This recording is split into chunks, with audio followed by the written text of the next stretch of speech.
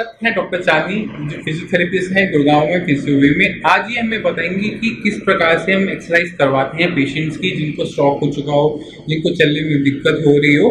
तो आज हमें बताएंगे डॉक्टर चांदी। डॉक्टर चांदी, पेशेंट जब स्ट्रोक का होता है तो उसमें बहुत कॉमन दिक्कत देखते हैं कि उसका हाफ साइड पैरालाइज हो गया, हाफ साइड की जो मूवमेंट है वो कम हो गई। तो पेशेंट जो हमारे पास साइंस इंजीनियरिंग में आते हैं तो उनमें हम मैक्सिमम कंप्लेंट ये देखते हैं कि उनका हिप जॉइंट वर्किंग शुरू कर देता है, बट नी में और एंकल में प्रॉब्लम बनी रहती है। पेशेंट चलना शुरू कर देता है, खड़ा शुरू हो जाता है, बट हर पेशेंट के पास आसपास जरूरी नहीं फिजियोथेरेपी सेंटर हो। तो हम चाहते हैं कि आप हमें ऐसी एक्सरसाइज बताएं जो पेशेंट घर पे आराम से कर सके और विदाउट किसी इक्विपमेंट के कर सके और मैक्सिमम बेनिफिट ले सके। तो हमें क्या करना चाहिए ऐसे केस में? तो बस हम एंकल से स्टार्ट करते हैं। जो स्ट्रोक पेशेंट्स होते हैं उनके मोस्टली फुट ड्रॉप देखे जाते हैं उनमें, तो उनके डोर्सिफिक्सास जो होता है वो मतलब उनकी वीकनेस हो जाती है। तो उसके लिए हम नॉर्मली जो पेशेंट्स के होते हैं वो बेसिक जो मूवमेंट्स होते हैं एंकल के वो हम उनको करवाते हैं। यूजुअली ये यूं और मतलब एंकल को आप नीचे की तरफ कीजिए और पीछे की तरफ कीजिए, जी हाँ, क्योंकि हमारे जो पेशेंट हैं वो बहुत लेमन होते हैं। हाँ, तो हम तो समझ जाते हैं, पेशेंट नहीं समझ पाते। मैं पेशेंट को समझाने की कोशिश करता हूँ। पेशेंट का अगर फुट ड्रॉप हो, पेशेंट का पैर ऐसे लटका हुआ हो, उसमें मूवमेंट ना हो, तो डॉक्टर साहब कह रहे हैं कि आप उस पैर को बिल्कुल पीछे की तरफ लेके जाइए और उसे बिल्कुल आगे की तरफ लेके जाइए। इस तरह से आप कितनी बार करवाएंगे? 10 टाइम्स करानी चाहिए। 10 टाइम्स करवानी इसको चाहिए। जी हाँ, जैसे आप ये करा रहे हैं हाँ। तो फिर आपने इसको होल्ड करके रखना है। जस्ट 5 तक काउंट कीजिए, जैसे 1 2 मतलब पेशेंट की एंकल में मूवमेंट ना हो तो आपने 5 टाइम इसे पीछे की तरफ फोल्ड करके रखना है। आप 5 तक गिनिए, 1 2 3 4 5, फिर छोड़ दीजिए। इसमें से आगे की तरफ भी करवाने में आगे की तरफ उसको कीजिए और फिर 5 टाइम्स उसे काउंट कीजिए। And then again release back. कितनी बार? आप ये 10 बार कीजिए, 3 सेट, बट बीच में होल्ड तो टाइम आपने 30 बार करना है इसको, 10-10 बारी करके 10 बार किया ब्रेक, फिर 10 बार किया, फिर ब्रेक, फिर 10 बार किया। और हर मोमेंट को 5 सेकेंड्स होल्ड करना है। तो हो गई एंकल की बात। अब हम चलते हैं घुटने की तरफ, क्योंकि अगर घुटना चलता है तो पेशेंट में मूवमेंट बहुत अच्छी हो जाती है। पेशेंट समहाउ एंकल तो कहते हैं, घुटने में मूवमेंट हम कैसे लेकर आए? तो वो होते हैं जैसे यहाँ के मसल क्वाड्रिसेप्स, उसके वीकनेस की वजह से हो जाता है वो। तो फिर उसके लिए हम पहले तो पावर चेक करते हैं पेशेंट का कि वो जैसे कर पाते हैं कि नहीं, हमारे मसल अपनी ताकत से कितनी कर सकते हैं। हाँ, और हमारे जब हम असेस करते हैं तो उसकी मसल ग्रेडिंग्स होती है, तो उसके अकॉर्डिंग जैसे 0 1 2 3 4 5 तक होती है। 5 मैक्सिमम रेजिस्टेंस में वो कंप्लीट मूवमेंट कर सकते हैं। तो जैसे अभी ये तो स्ट्रोक पेशेंट तो उनके भी कुछ होते हैं कि जैसे मान लीजिए 50% पावर है इसमें, 50% है तो फिर अगर 50% है तो फिर वो एंटी ग्रेविटी में वो मतलब अगेंस्ट ग्रेविटी वो मूवमेंट होगा, लेकिन रेजिस्टेंस थोड़ा कम। जैसे नॉर्मली वो कर सकते हैं, तो अगर वो कर सकते हैं तो फिर वो खुद ही करें तो बेहतर है। जैसे उनको बोलिए कि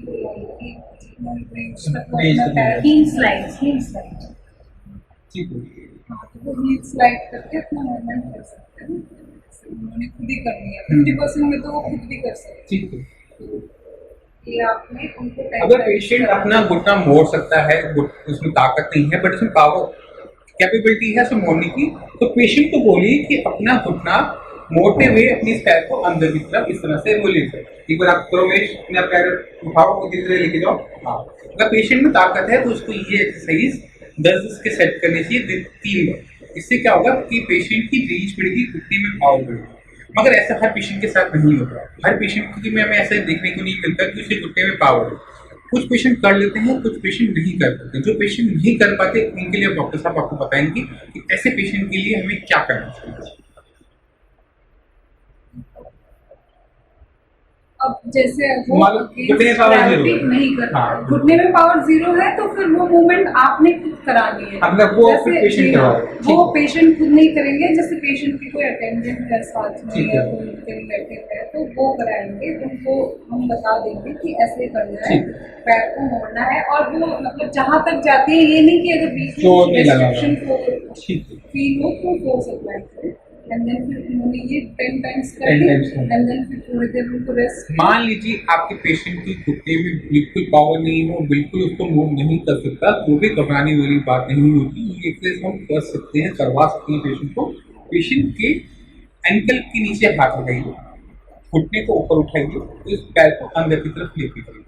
आपने इसको इतना ही अंदर लेके जाना है जहाँ पे पेशेंट को दर्द परेशानी बिल्कुल ना हो। जो नहीं लगाना, आराम से इस काम को करना है, क्योंकि मसल्स स्टिफ हो चुकी होती हैं। अगर ज़्यादा जोर लगाएंगे तो पेशेंट की जो चलने की थोड़ी बहुत कैपेसिटी है वो भी खत्म हो सकती है। पेशेंट को कुछ टाइम के लिए अपनी एक्सरसाइज से ब्रेक लेना पड़ेगा। अगर हम ये नहीं चाहेंगे, हम क्या करेंगे, पेशेंट के साथ थोड़ा लाइट रहेंगे, थोड़ा पेशेंस दिखाएंगे और कोशिश करेंगे कि पेशेंट में जल्दी सुधर आए। उसके लिए आपने क्या करना है, एंकल इसके नीचे आपने गले पे हाथ लगाना है, घुटने के नीचे हाथ रखना है और इसको अंदर की तरफ लेके जाना है। इस बार इस तरह से आपने करना है 10 बार। इससे क्या होगा, अगर पेशेंट की घुटने में बिल्कुल भी पावर नहीं है और इस तरह से उसकी जो मांसपेशी है, क्वाड्रिसेप है, जो पैर को आगे की तरफ बढ़ाती है, उसमें ताकत आनी शुरू हो जाएगी और पेशेंट को आराम मिलना शुरू हो जाएगा।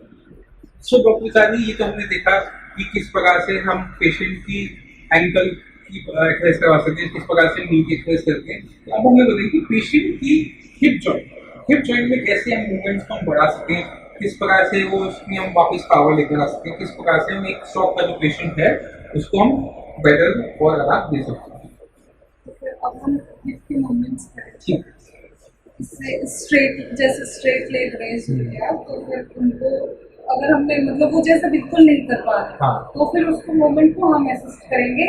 हमारा हाथ यहाँ नीचे पे रहेगा। होगा जी, एंकल, और ये हाथ नी पे, क्योंकि नी बेंड नहीं होना ठीक चाहिए। है। मूवमेंट जब हम ठीक हिप है। की मूवमेंट कर रहे हैं, नी बेंड नहीं होना चाहिए। ठीक,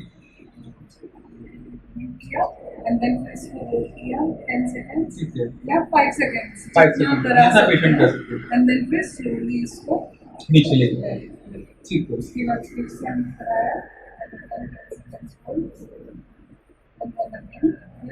और जो भी एक्सरसाइजेस हम जैसे इस पैर में करा रहे हैं, वही हमें उस पैर में भी करना है, जैसे नॉर्मल नॉर्मल पैर में भी करनी है। जी हाँ, क्योंकि यूजुअली ये होता है अफेक्टेड लेग में हम करा देते हैं, बिल्कुल। नॉर्मल लेग हम नहीं करते, बिल्कुल। तो उसकी पावर और कम हो क्या जाती है। होगा, तो जो एक्सरसाइजेस हम इधर करा रहे हैं वही करें। स्ट्रोक के पेशेंट जिनको चलने में दिक्कत होती है, उसमें हम देखते हैं कि 3 जॉइंट होते हैं जो बॉडी को आगे की तरफ बढ़ाते हैं। जब कोई व्यक्ति चलता है तो उसके 3 जॉइंट्स के अंदर मूवमेंट होती है। पहला होता है हिप, दूसरा होता है उसका नी जॉइंट, तीसरा होता है उसकी किड, जिसे हम एंकल कहते हैं। तो हमने एंकल का देख लिया था, हमने नी का देख लिया था। अब डॉक्टर साहब ने बताया कि किस प्रकार से हम हिप जॉइंट की जो मसल्स है उनमें पावर लेकर आ सकते हैं। ये एक्सरसाइज है स्ट्रेट लेग रेज। इसके अंदर क्या किया जाता है कि टांग को असिस्ट किया जाता है उठने में। पेशेंट जितना जोर खुद लगा सके उतना अच्छा है। मान लीजिए पेशेंट ने जोर लगाया, पेशेंट अपना लेग इतनी उठा ले, मगर हमें इससे ऊपर इसको लेके जाना होता है। तो हम क्या करेंगे, अपना ये वाला हाथ पेशेंट के घुटने पर रखेंगे। इससे फायदा ये होगा कि इस पेशेंट का घुटना मुड़ नहीं पाएगा, इस प्रकार से मुड़ नहीं पाएगा और उसकी टांग सीधी रहेगी। इसलिए इसको कहा जाता है स्ट्रेट लेग रेज। तो आपने घुटने पे हाथ रखा, शेष की टांग सीधी बनी रहेगी और टांग को धीरे धीरे ऊपर की तरफ लेके गए। इस प्रकार ऊपर ले जाने के बाद 5 सेकंड उसको वहीं पर रुकिए, काउंट कीजिए 5 तक, 1 2 3 4 5, और इस टांग को वापिस नीचे रेस्ट कर दिया। इस प्रकार से आपने करना है इसको 10 बार और 3 बार, मतलब 30 बार आप करेंगे 10-10 बार करके 3 सेट करेंगे। ठीक है। अब हम अभी आपने देखा है कि डॉक्टर चांदी ने आपको बताया कि इस प्रकार से हम पेशेंट की स्ट्रेट लेग रेज करके हिप जॉइंट को और मोबाइल और ताकतवर बना सकते हैं। इसके अलावा कोई एक्सरसाइज है डॉक्टर साहब हमें बताइए किस प्रकार से हम और एक्सरसाइज करें कि हिप जॉइंट जो हमारा मेन वेट लिफ्टिंग एरिया होता है पूरी बॉडी को उठाते हैं, तो इसमें और कैसे पावर लेकर आ सकते हैं। तो ये जैसे अभी हमने स्ट्रेट लेग रेज किया, तो इससे ये मूवमेंट हमारे टर्म में इसको फ्लेक्शन एंड एक्सटेंशन हो गया, एंड देन अब हम साइड मूवमेंट्स भी करेंगे, अबडक्शन एंड एडक्शन। तो ये जैसे पैर को हाथ की तरफ, बॉडी से हाथ की तरफ लेके, तो जितने दूर तक भी जा सकता है। नी को हमने हमेशा सपोर्टेड रखना है, हमेशा सपोर्ट से, और उसको बाहर की तरफ ले गए। उसके बाद फिर इसको थोड़ी देर होल्ड किया 5 सेकंड्स, एंड देन फिर से इसको वापस हम लोग। तो अभी आपने देखा कि स्ट्रेट लेग रेज के अलावा हम लेग की अबडक्शन और एडक्शन करवाकर भी पेशेंट की स्ट्रेंथ को पावर दे सकते हैं। पेशेंट का पैर आपने नीचे से एड़ी से लगाया, हाथ घुटने को सीधा किया, घुटने को हल्का सा दबाव किया और टांग को शरीर से बाहर की तरफ लेके गए। इसकी तरह इसको 10 सेट करवाने कितने सेकंड हो जाएगा? 10 टाइम्स करवाना है और 5 सेकंड। तो आप बाहर लेकर आए, आप 5 तक काउंट करेंगे, 1 2 3 4 5। उसके बाद पैर वापस की तरफ अंदर की तरफ आएगा। इस प्रकार से आप 10 के 3 सेट यानी 30 बार करेंगे, 10-10 बारी करते हैं। ठीक है डॉक्टर साहब? और ये सारी एक्सरसाइजेस बोथ साइड्स करनी है। ध्यान रखने वाली बात क्या है, इसमें माना कि आपका लेफ्ट साइड इफेक्टिव है, लेफ्ट साइड पैरालिसिस हुआ है, इसका मतलब ये नहीं है कि हम राइट साइड को छोड़ दें। तो आपने जिस हिस्से में पैरालिसिस हुआ है उस हिस्से की एक्सरसाइज करनी ही है, प्लस में जिस साइड ठीक है उसको मजबूत रखने के लिए, उसे पावरफुल रखने के लिए भी उसकी एक्सरसाइज करनी भी जरूरी है।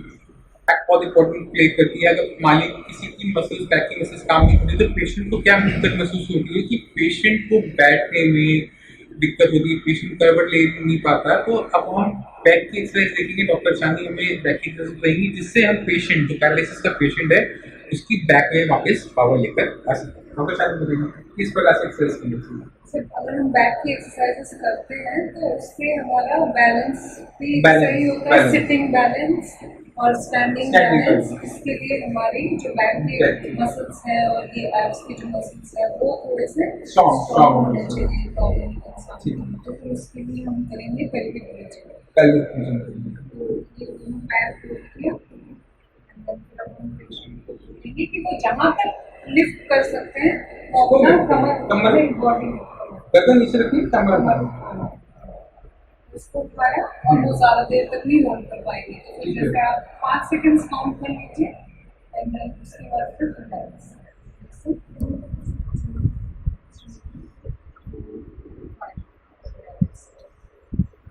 तो इसको भी अभी जैसे अगर कमर की तो थोड़ी मुश्किल हो जाती है तो फिर इसको हम 4 सेट करा सकते हैं और 5 सेकंड का होल्ड कराया और 5-5 बार रिपीट कराया। पेशेंट के लिए बैक इसलिए इंपॉर्टेंट होती है कि बैक जो होती है पेशेंट को बैलेंस बनाने में हेल्प करती है। तो बैक की एक्सरसाइज अभी डॉक्टर चांदनी ने आपको बताई कि पेशेंट की बैक को आपने उठाना है। पेशेंट को बोलना है कि आप अपनी कमर उठाइए, मैं उम्मीद करता हूँ कैमरे में नजर आ रहा हूँ।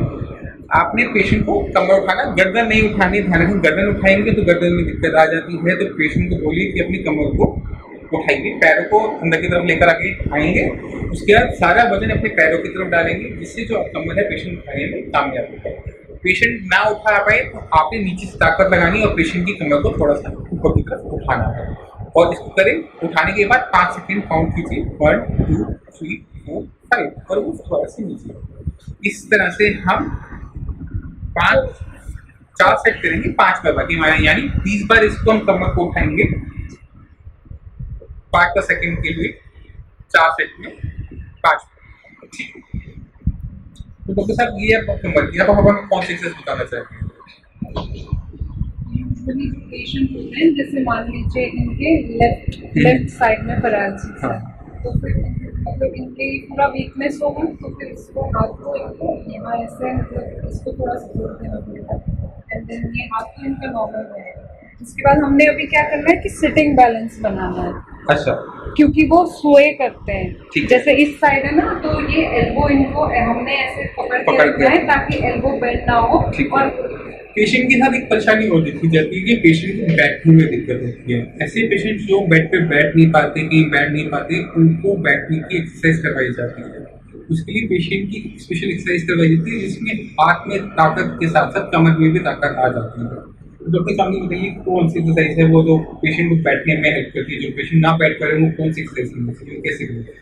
इससे ये अभी ऐसे बैठे हुए हैं, उसके बाद इनके मान लीजिए कि लेफ्ट साइड में इनके है पैरालिसिस तो फिर इनको हम बोलेंगे कि ये हाथ इन्होंने ऐसे रख दिया और बिकॉज उनके है वीकनेस है तो उन पेशेंट्स के यूजुअली हम देखते हैं कि हाथ ये बेंड हो जाता है, तो जैसे ऐसे इस साइड वेट लाएंगे तो ये बेंड हो जाएगा। तो हमें मेक श्योर करना है कि ये बेंड ना हो और इनको हमको यहाँ से सपोर्ट देना है और इनको बोलना है कि वजन इस साइड लाए बॉडी का ना, इधर बेंड हो गया थोड़ा सा अपने पूरे बॉडी का सब वेट इस साइड लाना है और हमने इसको पकड़ के रखना है और उनको ये हाथ से अपने बॉडी का वेट लेना है।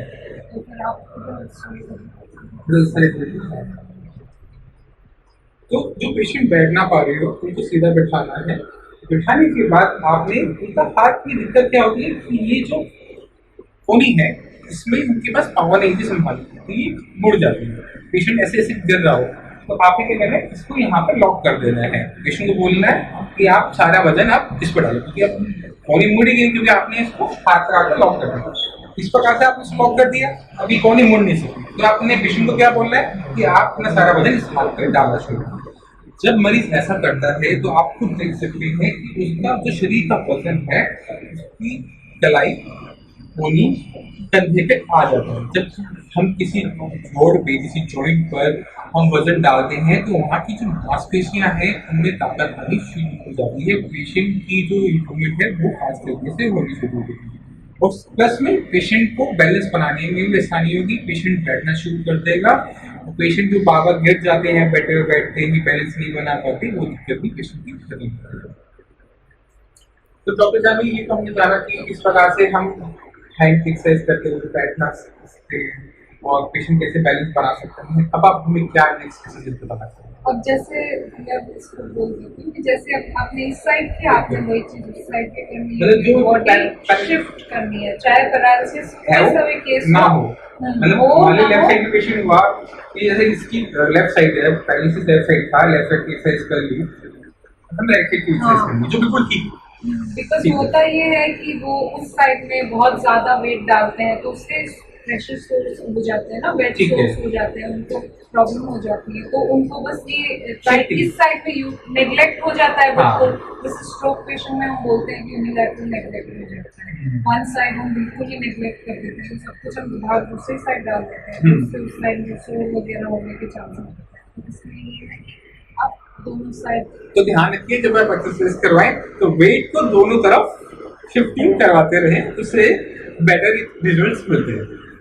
तो अभी हमने देखा कि पेशेंट को हमने बिठाना सिखा दिया, तो वेट शिफ्ट करना सिखा दिया, मगर इसके बाद जरूरी होता है कि पेशेंट को जो खड़ा नहीं हो पा रहा है उसे कैसे खड़ा किया जाए। तो डॉक्टर चांदनी मैम हमें बताएंगी कि जो पेशेंट खड़े नहीं हो पाते उनको सिट टू स्टैंड हम कैसे मूवमेंट उसकी लेकर सकते हैं। जैसे आपने अभी उनको स्टैंडिंग पोजीशन पे ला लिया, फिर आप नीचे तो जैसे इनको ऐसे खड़ा करा दिया, लेकिन कुछ पेशेंट होते हैं कि वो मतलब गिर जाते हैं। जैसे अगर हम नॉर्मली ये ऐसे खड़े हो सकते हैं तो फिर ठीक है,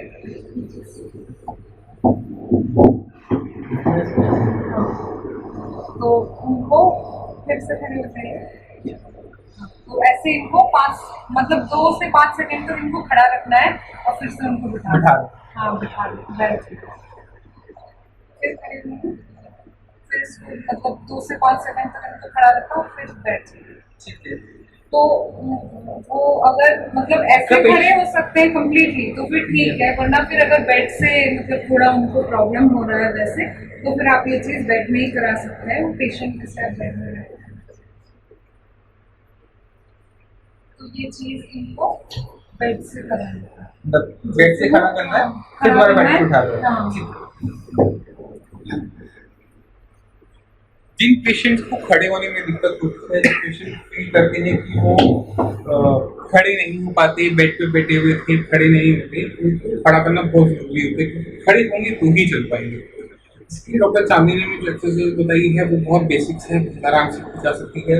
ये बेड फिजियोथेरेपी बेस्ड है, ये थोड़ा ऊंचा होता है, डॉक्टर के हिसाब से बना हुआ होता है, मगर जो हमारे घर के बेड होते हैं वो थोड़ी लो लेवल के। तो पेशेंट को आपने कोने पे बिठाना है, बेड के बिल्कुल कोने पे बिठाना है, इसी पे खड़ा होना। तो पेशेंट को आपने दोनों हाथ से पकड़ना और पेशेंट को बोलना कि खड़े हो जाओ। पेशेंट थोड़ा झूलेगा, इस तरह से गिलेगा, वजन नहीं बना पाएगा, तो भी आपने पीछे से इसको धक्का लगा के खड़ा करना है, 5 सेकंड से खड़ा रखना है सपोर्ट के साथ, फिर पेशेंट को आराम से बिठा देना है। इस वीडियो के अंदर पेशेंट को हमने स्टूल के ऊपर खड़ा किया है, क्योंकि बेड फिजियोथेरेपी बेड में थोड़ा ऊंचा होता है, इसलिए एक सही लेवल बनाने के लिए हमने नीचे स्टूल लगाया है। तो आप जब करेंगे तो आप उसे बिल्कुल फर्श पे करेंगे, बेड पीछे होगा, पेशेंट अगर गिर भी जाएगा तो पीछे बेड की तरफ गिरेगा। साथ ही अटेंडेंट होना बहुत जरूरी है, ये ना हो कि पेशेंट खुद ब खुद एक्सरसाइज शुरू करे और जाने अनजाने में चोट खा सके। तो ये एक्सरसाइज आपने खुद नहीं करनी, खड़ी होने की कोशिश आपने खुद नहीं करनी, आपके साथ कोई ना कोई अटेंडेंट होना बहुत जरूरी है। तो डॉक्टर जान ये तो होगी किस तरह से पेशेंट जो खड़ा नहीं हो पा रहा तो हमने खड़े करने की कोशिश की। अब आप हमें कौन सी एक्सरसाइज बताना सकते हैं? तो जैसे अब अगर ये हो गई कि जैसे खड़े नहीं हो पा रहे तो हमने बेड से करा लिया, उसके बाद अगर बेड से एक बार ईजी हो गया तो फिर हम इनको स्टूल पे ले आए, उसके बाद अब जो स्टूल वाले हमने कर लिया, उसके बाद फिर आप वापस से फर्श पे आ जाइए। तो अब हम इनको हाफ स्क्वाट्स कराएंगे। हाफ स्क्वाट्स, हाफ स्क्वाट्स ठीक है। अपने ऐसे बैठना है, थोड़ा झुको नीचे की तरफ, हाँ बस, उसके बाद खड़े हो जाए। हाँ वापस खड़े हो जाइए। मैं शायद कैमरे के बीच में आ रहा हूँ और पेशेंट देख नहीं पा रहे, आप दोबारा से बताएं। फिर से अभी आप नीचे नीचे चाहिए, नीचे जैसे पेशेंट को अगर समझ में नहीं आ रहा तो आप खुद भी करके बता सकते हो उनको कि हाँ आपने किया। उसके बाद इसको थोड़ा देर से इसे हिंदी में तन बटक कहते हैं शायद, आप स्क्वैश है ना, तन बटक आ जाते हैं। देखिए अगर पेशेंट अब खड़े होने लग गया है मगर उसकी एक्सरसाइज हमने करवानी है, पेशेंट की नी की अच्छी एक्सरसाइज करवानी है, तो पेशेंट को हम कह सकते हैं कि अब दन बटक लगानी है मगर वो फुल नहीं होगी, पेशेंट के हिसाब से वो हाफ हो सकती है क्योंकि उसके पास ताकत नहीं है। तो इस वीडियो में डॉक्टर चांदी ने हमें बताया कि आधी ऊपर बटक कैसे लगानी है। पेशेंट को बोलना है कि आप दन बटक लगाइए, मैं इस तरफ आ जाता हूँ तो मगर जितना वो थोड़ा से घुटने मोड़ने और सीधे हो जाए, ठीक है। इससे क्या होगा कि पेशेंट की जो घुटने में ताकत आनी शुरू हो जाएगी, उसकी कमर में ताकत आएगी, उसकी एंकल में ताकत आएगी और पेशेंट जल्दी से बोलने लायक बन जाएगा। तो अभी आपने देखा था कि किस प्रकार से हम गन बैटिक्स को भी इस्तेमाल कर सकते हैं स्ट्रोक के पेशेंट के अंदर, पैरालिसिस के पेशेंट के अंदर, मगर सभी पेशेंट अपनी दोनों टांगों पे एक साथ खड़े होने के काबिल नहीं होते। ऐसे पेशेंट के अंदर क्या करना होता है कि पेशेंट की बाजू अपने कंधे पे लीजिए और पेशेंट के साथ थोड़ी सी आधी आधी गन बैटिक लगाइए। पेशेंट को आप झुकेंगे, पेशेंट का झुकेगा, आप खड़े होंगे, पेशेंट भी करोगे। ये वो साइड होनी चाहिए, साइड पैरालिसिस है, उस साइड आपके खड़ा होना है और पेशेंट के साथ आपने थोड़ी थोड़ी गन बैटिक लगानी है। इस प्रकार से आप देखेंगे एक्सरसाइज कराएंगे, कुछ टाइम के बाद पेशेंट ये एक्सरसाइज खुद करने लायक हो जाएगा, तो पेशेंट से आपने खुद का खुद करवाना है और पेशेंट में वापस रखा है। ये बात तो होगी पेशेंट की पैर की एक्सरसाइज के लिए हमने देखिए पैर की एक्सरसाइज। इसके बाद पैर की और क्या ताकत लेकर आ सकते हैं, वो एक्सरसाइज होती है सिंगल लेग रेस। उसके अंदर क्या करते हैं, तो अभी तक आपने देखा कि किस प्रकार से हम पेशेंट को क्वाड्स लगाकर उठक बैठक लगाकर पेशेंट की मसल्स की एक्सरसाइज करवा सकते हैं। वैसी एक एक्सरसाइज है single leg raise. Single leg raise को आप समझ लीजिए कि लंगड़ी टांग कह सकते हैं, जो हम बचपन में खेला करते थे, इसमें हम एक टांग को उठाते तो दूसरी टांग का वजन आ जाता है। तो मान लीजिए ये मरीज है, मरीज इसके दोनों हाथों पकड़िए और पेशेंट को बोलिए कि जो इसका पैर सही है वो उठाए। मान लीजिए कि पेशेंट का लेफ्ट साइड में पैरालिसिस है तो वो अपनी राइट टांग उठाएगा, जिससे उसका सारा वजन उसकी कमजोर टांग यानी लेफ्ट टांग पर आ जाएगा और उसकी लेफ्ट टांग में ताकत आनी शुरू हो जाएगी। उठाओ, टांग उठाओ, हाँ, इस तरह से पेशेंट की एक्सरसाइज हम करवा सकते हैं। मैं उम्मीद करता हूँ कि आप इस वीडियो के अंदर समझ गए होंगे कि किस प्रकार से हम पेशेंट जो स्ट्रोक के होते हैं, पैरालिसिस के होते हैं, जिनकी टांग कमज़ोर होती है, उसमें हम किस तरह से एक्सरसाइज करवा के फिजियोथेरेपी करवाकर मूवमेंट्स को बढ़ा सकते हैं, किस प्रकार से पेशेंट को ज़्यादा हम आराम दे सकते हैं। साई संजीवनी पैरालिसिस के पेशेंट में मेडिसिन देती है, वो फिजियोथेरेपी सजेस्ट करती है, आपको पूरा असिस्टेंट दी जाती है जिस प्रकार से हम पेशेंट की सुधार ला सके, पेशेंट के हाथ पैर में सुधार लेकर आ सके। पेशेंट को हम 4 से 6 महीने के अंदर 90% तक सुधार कर देते हैं। ये 2 पार्ट में होता है। इस ट्रीटमेंट के अंदर हम 2 चीज़ों का ध्यान रखते हैं। एक्सरसाइज इसलिए जरूरी है कि इससे जो हमारी मसल्स हैं वो खुलती हैं, उसमें ताकत मिलती है। और दूसरी सबसे इम्पोर्टेंट बात क्या होता है कि पैरालिसिस स्ट्रोक का पेशेंट है, उसमें दिक्कत ब्रेन में होती है। ब्रेन में क्लॉट की वजह से, ब्रेन हैमरेज की वजह से ब्रेन की टिश्यू को डैमेज हो जाता है। जब तक ब्रेन का वो टिश्यू का काम दूसरे टिश्यू पे नहीं हो पाता, दोबारा से ब्रेन की टिश्यू में ताकत नहीं आ पाती, ये सारी एक्सरसाइज फेल हो जाती है।